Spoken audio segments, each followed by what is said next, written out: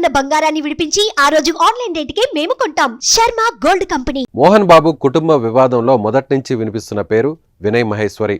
ఇతని కారణంగానే మంచు మనోజ్ వివాదం మరింత పెద్దదైందని మంచు మనోజ్ స్నేహితులు ఆరోపిస్తున్న నేపథ్యంలో అసలు ఈ వినయ్ మహేశ్వరి ఎవరు అనే డౌట్ చాలా మందికి వచ్చింది.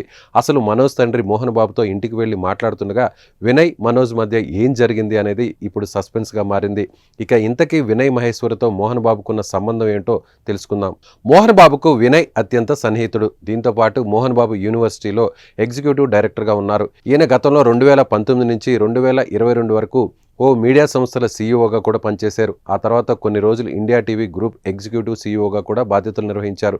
ప్రస్తుతం ఇతను మోహన్ బాబు యూనివర్సిటీతో పాటు 24 ఫ్రేమ్స్ ఫ్యాక్టరీ మేనేజింగ్ పార్ట్నర్గా, అలాగే సక్స్ట్రాక్ట్ కన్సల్టింగ్ ప్రైవేట్ లిమిటెడ్కి మేనేజింగ్ డైరెక్టర్ అండ్ సీఈఓగా విధులు నిర్వహిస్తున్నాడు. దీంతో పాటు తిరుపతి మోహన్ బాబు శ్రీ విద్యానికేతన్ విద్యా సంస్థల్లో ఉంటూ మిగిలిన సమయం అంతా హైదరాబాద్, ఢిల్లీ, ముంబై, దుబాయ్ వంటి నగరాల్లో తిరుగుతూ ఉంటాడని అతని సన్నిహిత వర్గం ద్వారా తెలుస్తోంది. అయితే గతంలో మోహన్ బాబు యూనివర్సిటీలో జరిగిన ఫీజుల అక్రమాలపై ఇతన్ని కలవడానికి ప్రయత్నించిన విద్యార్థి సంఘాల నాయకుల్ని కూడా ఇతను కలవడానికి ఇష్టపడలేదు.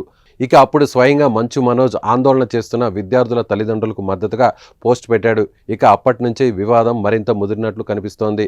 అలాగే ఒకవైపు తండ్రి మోహన్ బాబు వినయ్ మహేశ్వరికి విద్యా సంస్థల్లో పెద్దపీట వేయడం మొదటి నుంచి మనోజ్ దాన్ని వ్యతిరేకిస్తూ రావడంతో వినయ్ మనోజ్ మధ్య వివాదం మరింత ముదిరినట్టు తెలుస్తోంది. సీన్ కట్ చేస్తే తాజాగా మోహన్ బాబు మనోజ్ మధ్య జరిగిన గొడవలో వినయ్ మహేశ్వరి తనపై చేయి చేసుకోవడంతో పాటు తన పట్ల అసభ్యకరంగా వ్యవహరించినట్లు మనోజ్ ఫిర్యాదులో పేర్కొన్నాడు.